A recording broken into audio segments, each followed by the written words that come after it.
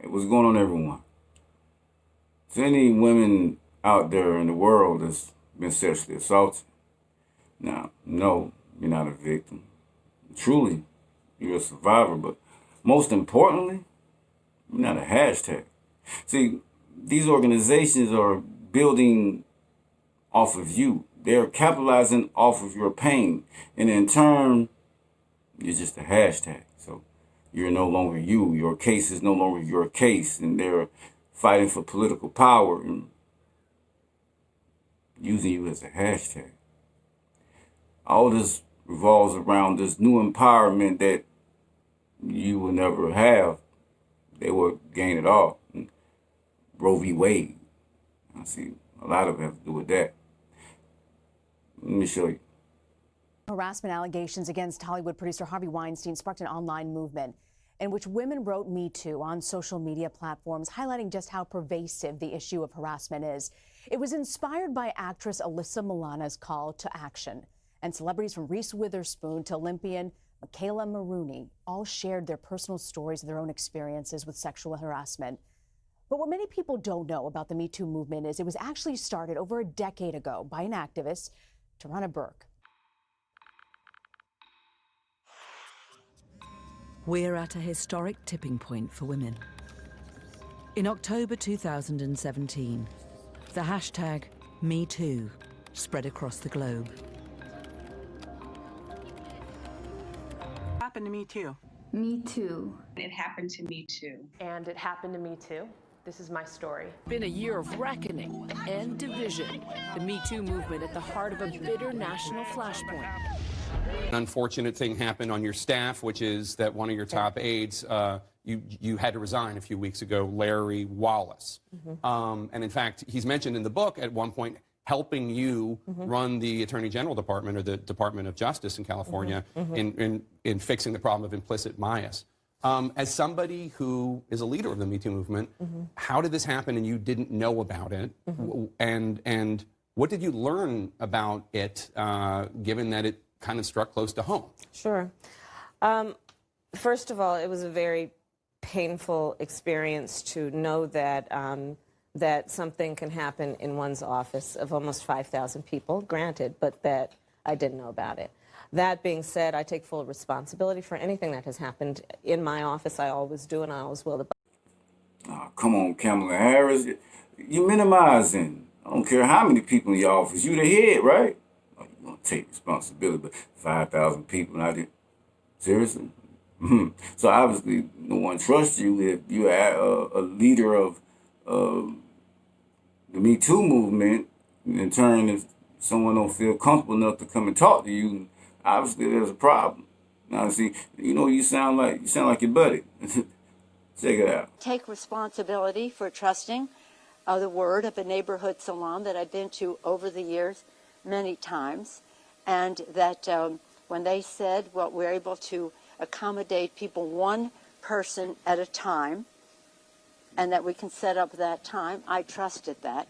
As it turns out, it was a setup.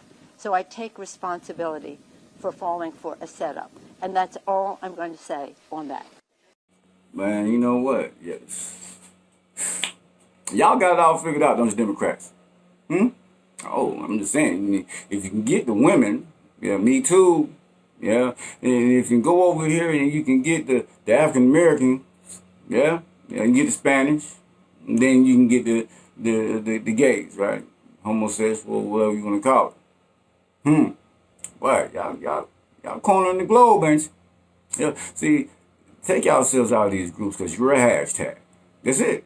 That's all you are to these groups is a hashtag. Alyssa Milano, well, now she's a activist of all trades, right? Yeah. And you go look it up. Go look at her stacks. What she's all involved in for us being an activist. Yeah. So you mean to tell me that they just popped up out the blue that Alyssa Milano just like, hey, I'm gonna just put Me Too, right? So wasn't no phone calls made, nothing like that. That's a crying shame. See, y'all know y'all set that up. Yeah. Now, y'all want to go out here and destroy men. So men not sexually assaulted. Well, what happened to these little boys that was molested by the priest? Yeah? Oh, nothing been said about that. Okay, so I guess Me Too just for girls and women.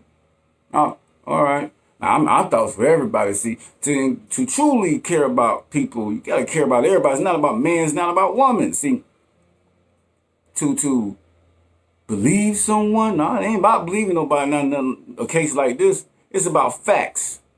It's about going out there and getting the truth. It ain't about believing someone. You do not have a preconceived judgment on a matter like this. You gather facts. It's not about believing someone. Someone come to you with a problem, you investigate. That's all it is. It ain't about, oh, I believe you. No, you believe them once the facts come.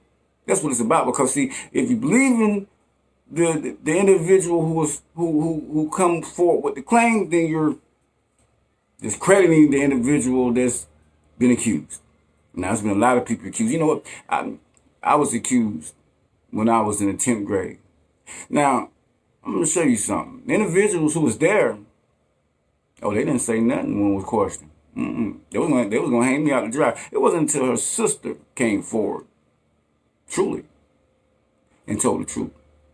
But you know, in both cases, nobody says anything. When the individual is sexually assaulted, nobody say nothing. When the individual is falsely accused, nobody say nothing. We stand by and we watch things and we just don't say nothing. But see, just because that situation happened to me doesn't mean that I'm just going to go out here and say, oh, all women are lying. No, because that's my individual situation. We cannot take situations that happen to us and put it onto every situation that's biased. It's being biased. Now, Kamla Harris, for you to be a district attorney and prosecutor, you go off facts, right? So for you to go and say, I haven't even talked to the lady, but I believe her. Okay. I mean, I thought court was about facts, right? Evidence. Let's get that. Before you start pushing a narrative, before you start pushing for somebody to go to jail or for somebody to not be trusted or whatever, it's not about credibility, it's about facts. We can't be waiting 36, 40 years, be bringing something, but it all depends on who it is, right? Man, see our women out there, don't let these individuals use you. Don't let them label you as a hashtag, because that's exactly what they're doing. While you going up with these posters, they are getting donations. They are making money off of this. And you know what? And if any individual are placing false claims on someone for a monetary gain, you are wrong. Or to get someone be demoted for a job. Oh, like this. A responsibility to report. Senator, this isn't a court of law, and so I wonder what the standard is here for you. And also, just is it possible that while everything she feels is absolutely firm in her bones, that she may just have the wrong guy? I think that we're going to all be able to judge her credibility when she testifies before the United States Senate. But I believe her. You know, she's pretty specific about the structure of the house where it happened. She's pretty specific about who exactly was involved. She didn't just name one person. She's named two. Senator, you spoke with her? No, I've read the letter. And let me ask you this, Senator. In the culture right now, we have two conflicting things in justice. We have, on the one hand, people who aren't listened to who are accusers. Yeah. On the other hand, we have people who go to jail because they've been wrongly accused. So those two things to be colliding in a place where it's awful difficult because of politics to get things straight. Women in America, or you care about a young woman in America, pay close attention to this nomination. Pay close attention. Because Kavanaugh has made his purpose clear. He told us that when he was on that list of 25. He has told us that in every decision that he has made on the issue of choice. And let's be clear about what this is about. It's about government taking on the decision about a woman and what she does with her body, instead of giving that woman and her family and her God the power to make the decision for herself. See Kamla Harris. Yeah. You was pushing hard for that, wasn't you? Oh, man, because you don't want this man be a judge, right? So what is your process to determine who's telling the truth here?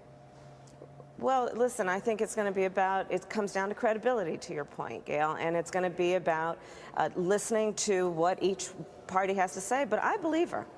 listen, first of all, anybody who comes forward at this point to be prepared to testify in the United States Senate against someone who is being nominated to one of the most powerful positions in the United States government, that takes an extraordinary amount of courage. And frankly, you know, I have personally prosecuted sexual assault cases. Oh, you know what? You have. I forgot all about that, y'all. You know what? Let's go to one of your cases. Let's see how she ruled.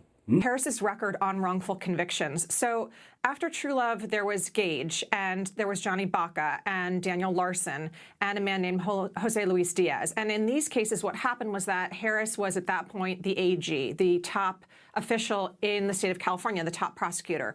And when these convictions came up, they had been handled by lower DAs, and it was her job to decide whether or not to defend them.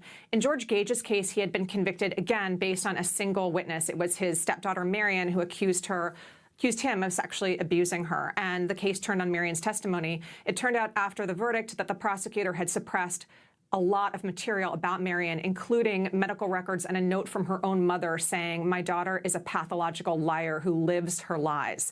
And rather than acknowledge that this really terrible thing had happened, that this prosecutor had held back information that might have swayed the verdict, what Harris's attorneys went into court and did was say, look, George Gage, who had been forced to act as his own lawyer, didn't raise his claim in exactly the right way, and so for this technical reason, you should affirm that conviction.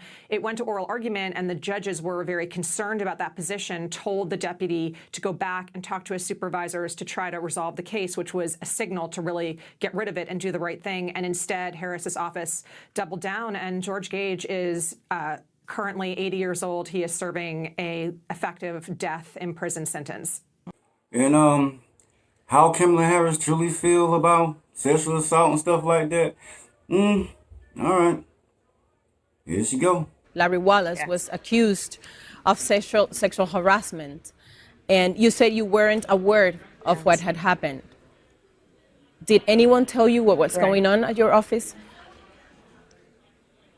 I did not know about that case, but I will tell you that it makes the point that no office is immune. I have been a fighter for women's rights, and for my entire career, I have fought for women who have been abused. I have fought for women who have been harassed.